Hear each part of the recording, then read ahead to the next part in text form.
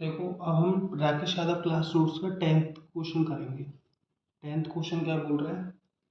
The sale of a cinema ticket is increase by 57:1/7% and price of ticket increase by 16:2/3%. Find the percentage change in his revenue. तो उसके revenue में कितना change आएगा, इस question को attempt करें। देखो, पहले एक चीज बताओ मुझे कि सेल, जैसे आपकी, मैं आपसे पूछता हूँ कि आपकी ना डेली की सेल होती है 10 आर्टिकल, ठीक है। और आपकी सेल 10 आर्टिकल होती है, और एक आर्टिकल की जो प्राइस है ना, प्राइस वो है 5 रुपये पर आर्टिकल। एक आर्टिकल की जो प्राइस है वो 5 रुपये है, ठीक है। मैं आपसे पूछूँ आपका रेवेन्यू कितना हुआ, तो आप कितना बोलोगे? 50 रुपये। इसका मतलब समझ में आया कि price into sale equal to revenue. मतलब आपकी सेल हो रही होगी 50 आर्टिकल की, और आपकी एक आर्टिकल की प्राइस है 5 रुपये, तो आपका जो रेवेन्यू कितना होगा, तो आप 250 रुपये कमा लोगे, ठीक है। अब इस वाले क्वेश्चन को करो। तो उसने बोला था sale of a cinema ticket is increase by 57:1/7%। तो 57:1/7% का इंक्रीज हो गया सेल में। तो 57:1/7% की फ्रैक्शन, तो आप बोलोगे 4/7। मतलब पहले सेल अगर 7 आर्टिकल की हो रही थी, तो अब उसमें 4 की बढ़ोतरी हो गई, तो अब कितनी हो रही है? 11 आर्टिकल की। एंड वो बोल रहा है कि प्राइस में 16 सही 2/3% का इंक्रीज हो गया। तो मतलब 1/6, 16 सही 2/3% की फ्रैक्शन 1/6। मतलब पहले पहले जो अगर प्राइस 6 रही होगी, तो अब कितनी हो गई? 7। तो वो पूछ रहा है उसके रेवेन्यू में कितना चेंज आया। तो रेवेन्यू क्या होता है? सेल इंटू प्राइस, ठीक है। तो 7 छक्के 42, और 11 सत्ते 77।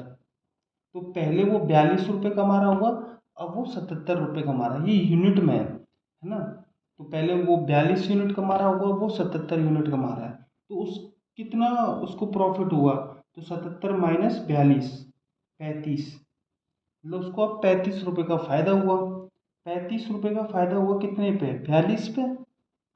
आप बोलोगे सही है, ठीक है।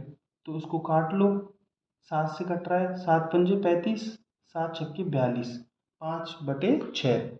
अब इसकी हमें परसेंटेज वैल्यू बतानी है। तो 5/6 को मैं 1 - 1/6 लिख सकता हूँ, लिख सकता हूँ, ठीक है। अब एक को मैं 100% माइनस 1/6 का परसेंटेज वैल्यू 16 सही 2/3%। अब देखो, 100 में से मुझे 16 सही 2/3% घटाना है, तो मैं 16 नहीं घटाऊंगा, 100 में से मैं घटाऊंगा, इससे एक ज़्यादा घटाना पड़ता है 16 से, तो मैं घटाऊंगा 17। तो 100 में से 17 गए तो कितने? 83। अब इन दोनों का डिफरेंस, 3 और 2 का डिफरेंस 1/3। तो उसकी जो रेवेन्यू है वो 83 सही 1/3% की बढ़ोतरी होगी उसके रेवेन्यू में, ठीक है।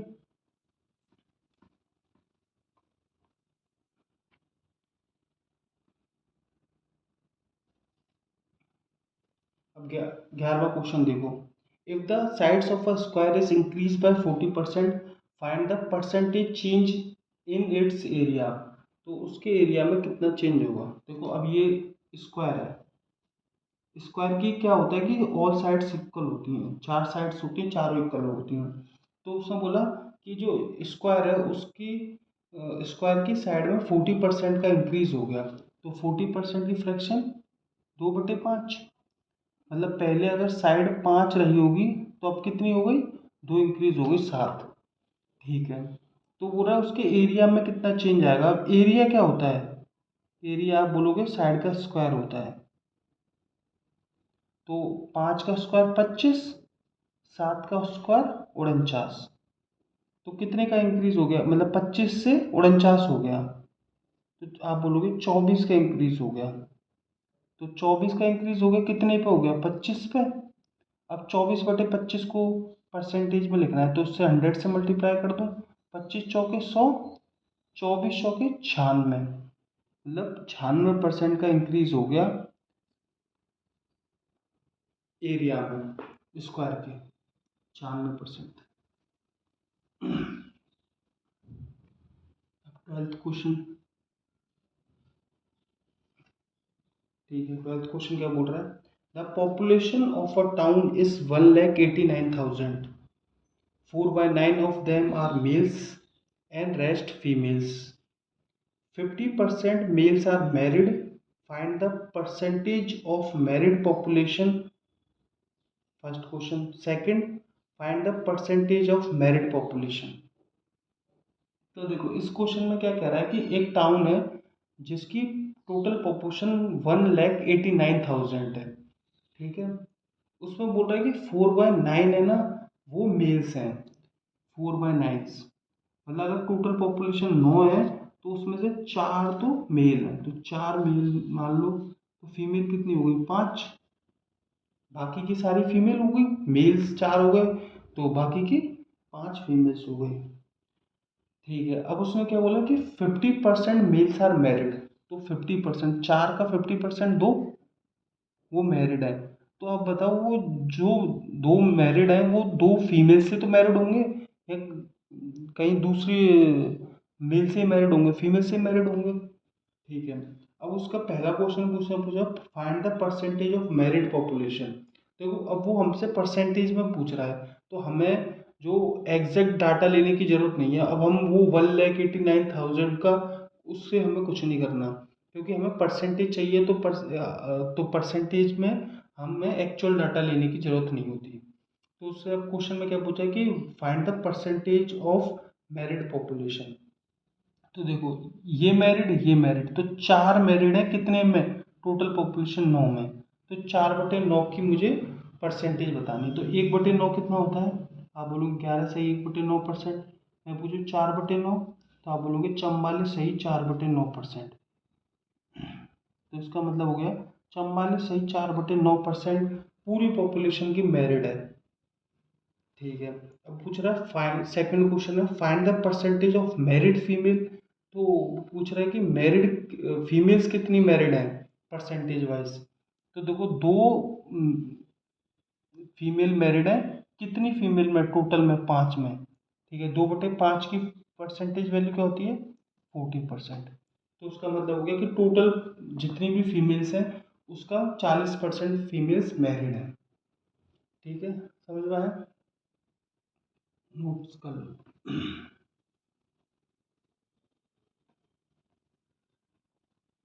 अब 13 में आ जाओ।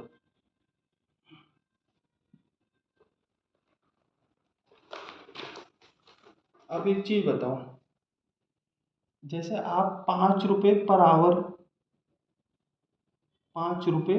आवर आपको मिलते हैं, ठीक है।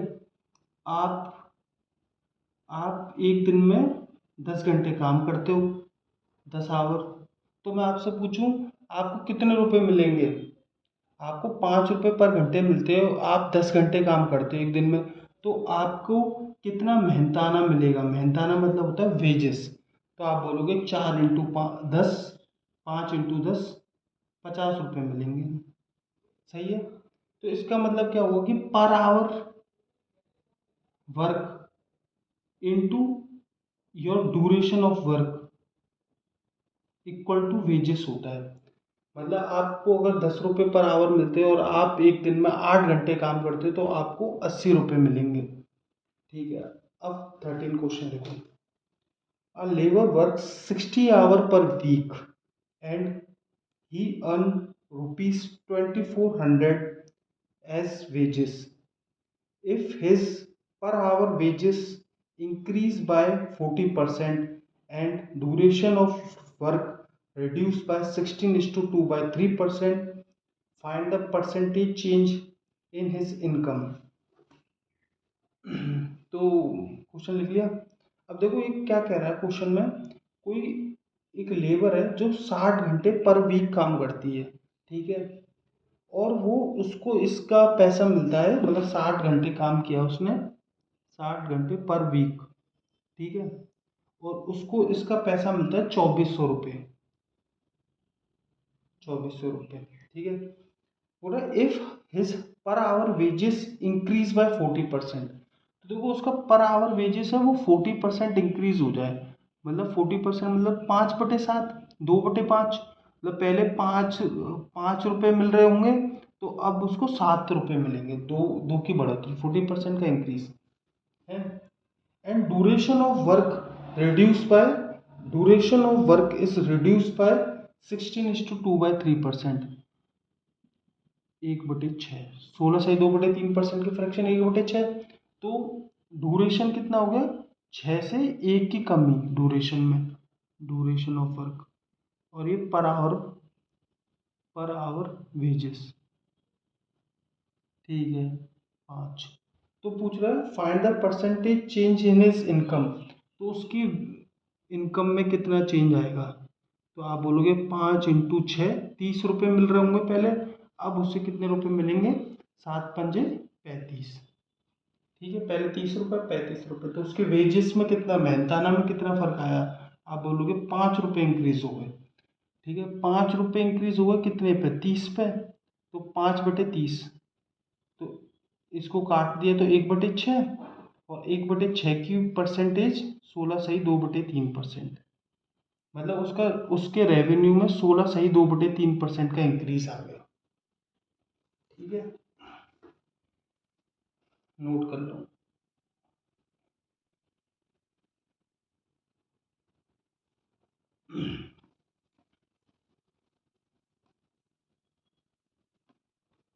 मतलब अगर हमें इसमें क्या एक्चुअल डाटा नहीं लेना होता परसेंटेज में, अगर वो हमसे पूछ रहा है कि परसेंटेज वैल्यू बताओ किसी चीज़ की, तो हमें वो उसकी एक्चुअल डाटा लेने की जरूरत ही नहीं है, हम सीधे फ्रैक्शन से ही बना लेंगे उस क्वेश्चन को, ठीक है।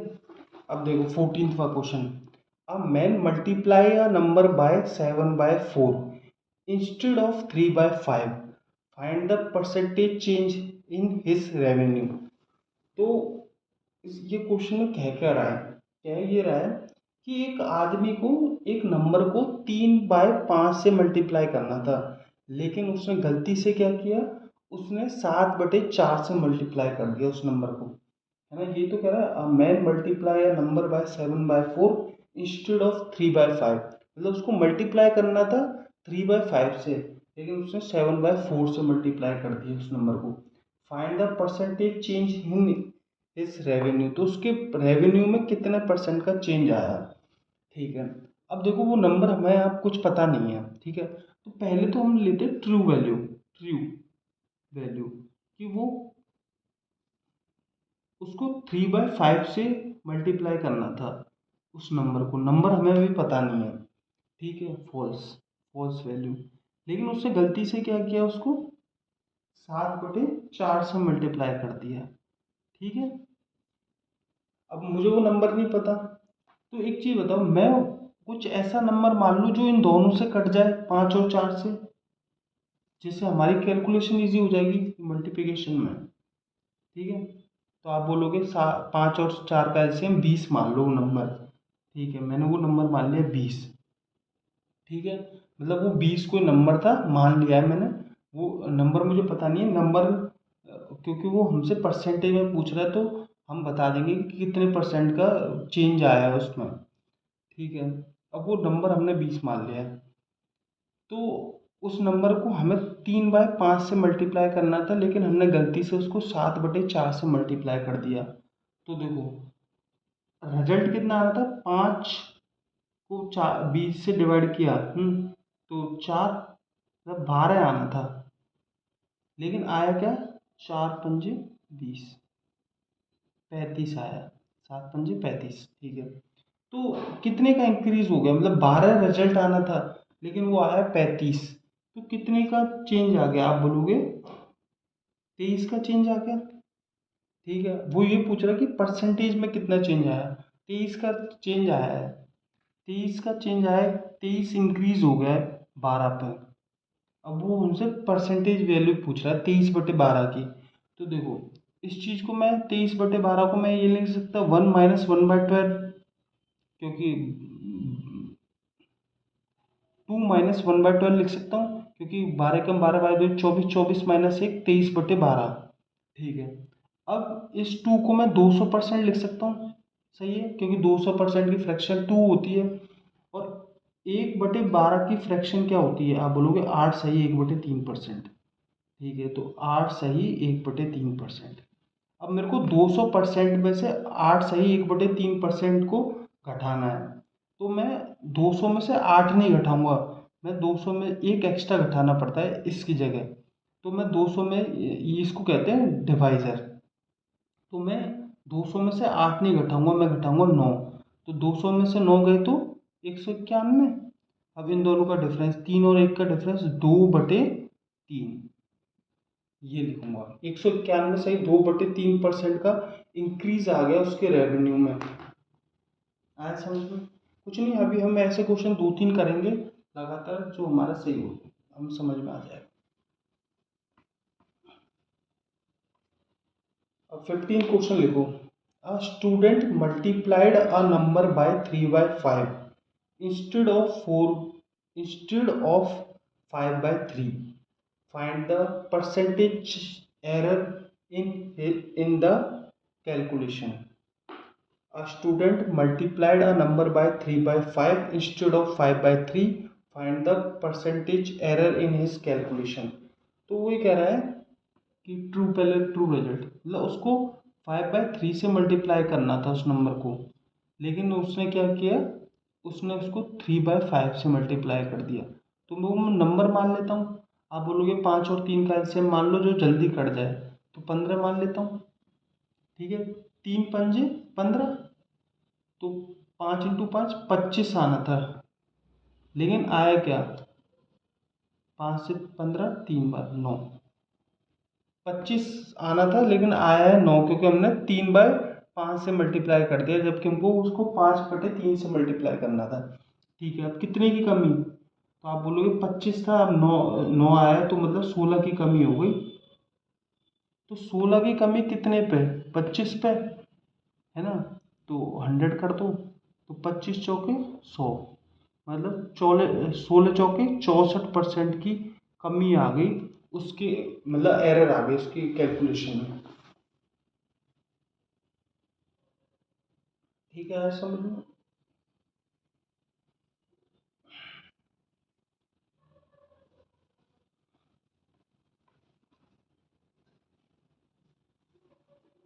अब 16वां क्वेश्चन लिखो, सोल्व।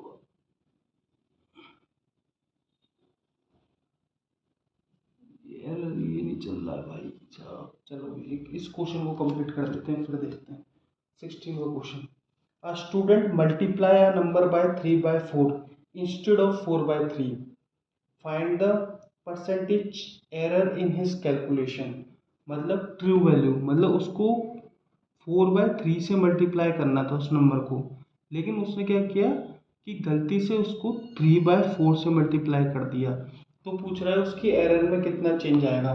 तो आप 3 और 4 का एलसीएम लो, कितना, 12, 12, 3×4 = 12, तो आना था 16, 4×3 = 12, 9, और आया कितना, 9। तो कितने की कमी, आप बोलोगे 16 में 9 की कमी, मतलब 7 की कमी, 7 की कमी कितने पे, 16 पे। ठीक है, अब हमें 7/16 की परसेंटेज वैल्यू पता करनी है। तो देखो 1/16 कितना हो गया, 6 सही 1/4%। 7/16 कितना हो गया, तो आप बोलोगे 7 से मल्टीप्लाई कर दो 6 सही 1/4% को, तो 7×6 = 42, और 7/4, तो ये मिक्स फ्रैक्शन गलत है, क्योंकि इसमें ये आपका रिमाइंडर ज़्यादा आ रहा है। तो इसको कम कर दो, 43, मतलब 4 गए यहाँ पे तो 3 बचा, 43 सही 3/4%।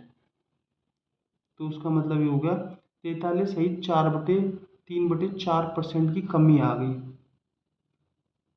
इतना मतलब सॉल्यूशन उसका गलत हो गया। ठीक है, अब हमें मार्कर की ज़रूरत है, तो मार्कर लेके आते हैं, फिर देखते हैं।